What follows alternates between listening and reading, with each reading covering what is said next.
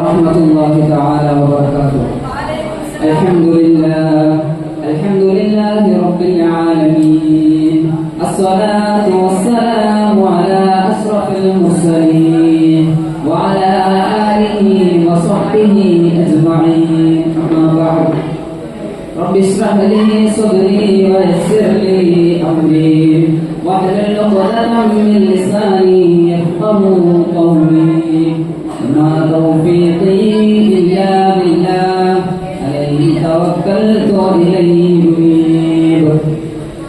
ഇത്രയും ബഹുമാനാദരവുന്ന പ്രിയപ്പെട്ട ഉസ്താദുമാർ, എന്റെ ശബ്ദം ശ്രവിക്കുന്ന വിദ്യാർത്ഥി സുഹൃത്തുക്കളെ, അസ്സലാമു അലൈക്കും വറഹ്മത്തുള്ളാഹി തആല വബറകാതുഹു. ഞാൻ നിങ്ങൾക്ക് മുമ്പിൽ അല്ലാഹുവിന്റെ റസൂൽ സല്ലല്ലാഹു അലൈഹി വസല്ലം തങ്ങൾക്ക് അല്ലാഹു അവനെ ഏറ്റവും സന്ദർഭോചിതമായ സന്ദർഭത്തിൽ ഇറക്കിക്കൊടുത്ത ഒരു അധ്യായത്തെ സംബന്ധിച്ച് നിങ്ങൾക്ക് ഒരു ഉണർത്തൽ നൽകാൻ വേണ്ടിയാണ്. അല്ലാഹു സുബ്ഹാനഹു വ തആല നിങ്ങൾക്ക് തൗഫീഖ് നൽകി അനുഗ്രഹിക്കുമാറാകട്ടെ.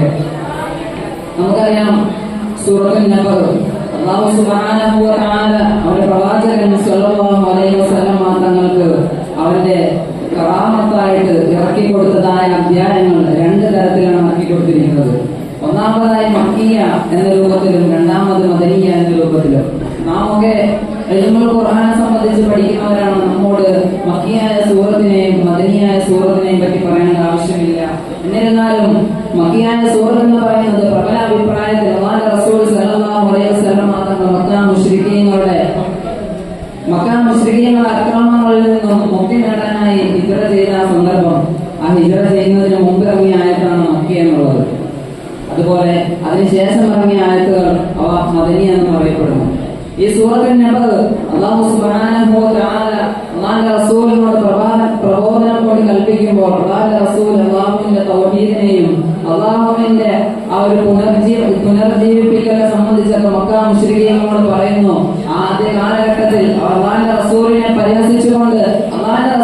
പരിഹസിച്ചുകൊണ്ട് സംസാരിക്കുന്ന ആ വേളയിൽ അല്ലാഹുവിന്റെ റസൂലിന് അല്ലാഹു ഇറക്കി കൊടുക്കുന്ന ആയത്താണ് ബിസ്മില്ലാഹിർ റഹ്മാനിർ റഹീം അമ്മാ തസാഅലൂൻ. അവർ ഏതൊന്നിനെ സംബന്ധിച്ചാണോ സംസാരത്തിൽ ഏർപ്പെട്ടിരിക്കുന്നത് അവരോട് പറയുക, ആ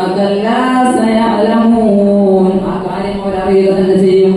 ആ കാര്യത്തെ സംബന്ധിച്ച് അവർ തീർച്ചയായും അറിയുക തന്നെ ചെയ്യും. അതിനുശേഷം ആ സൂക്തത്തിൽ അല്ലാഹു സുബ്ഹാനഹു വ തആല നിങ്ങൾക്ക് നൽകിയതായ അനുഗ്രഹങ്ങളെ സംബന്ധിച്ച് പറയുന്നു.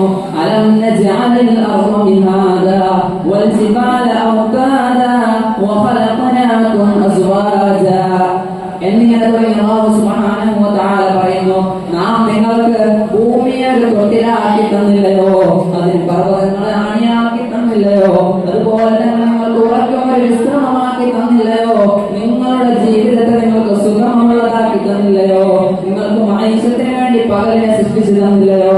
അങ്ങനത്തെ അല്ലാഹു സുബ്ഹാനഹു വ തആല അവൻ പടച്ചതായ 7 ആകാശങ്ങളെയും സംബന്ധിച്ച് പറയുകയാണ്.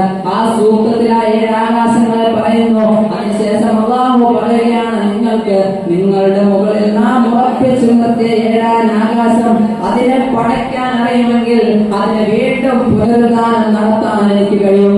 അങ്ങനെ ആ സൂക്തത്തിലൂടെ നമുക്ക് ഉറപ്പിച്ചു തരുന്ന അല്ലാഹു സുബ്ഹാനഹു വ തആല തീർച്ചയായും യുക്തിവാദികളെ കാലഘട്ടത്തിൽ നിഷേധിക്കുന്നതായ പുനരുദ്ധാനം അത് തീർച്ചയായിട്ടും നടക്കുക തന്നെ ചെയ്യും. എന്റെ പ്രിയപ്പെട്ട സുഹൃത്തുക്കളെ, നാം ഓരോ സൂക്തങ്ങൾ പഠിക്കുമ്പോഴും അതിൽ നിന്നുള്ള പാഠങ്ങൾ ഉൾക്കൊള്ളേണ്ടതുണ്ട്. അതുകൊണ്ട് നാം വെറുതെ അല്ലാഹുവിന്റെ അധ്യായങ്ങൾ ഓതി പോകാതെ പാഠം ഉൾക്കൊള്ളാൻ നാം ശ്രമിക്കണം. പ്രധാനമായും അല്ലാഹു സുബ്ഹാനഹു വ തആല ഈ സൂക്തത്തിലൂടെ നമുക്ക് പറഞ്ഞു തരുന്നത് പരലോകത്തെ സംബന്ധിച്ച് പറയുന്നുണ്ട്, അതുപോലെ തന്നെ നരകത്തെ പറ്റി പറയുന്നുണ്ട്, അതുപോലെ തന്നെ സ്വർഗത്തെ പറ്റി പറയുന്നുണ്ട്, അവൻ അന്ത്യനാളിൽ പുനർജനിപ്പിക്കുന്നതിനെ സംബന്ധിച്ച് പറയുന്നുണ്ട്. അല്ലാഹു സുബ്ഹാനഹു വ തആല കാര്യം മനസ്സിലാക്കാൻ തൗഫീഖ് നൽകി അനുഗ്രഹിക്കുമാറാകട്ടെ.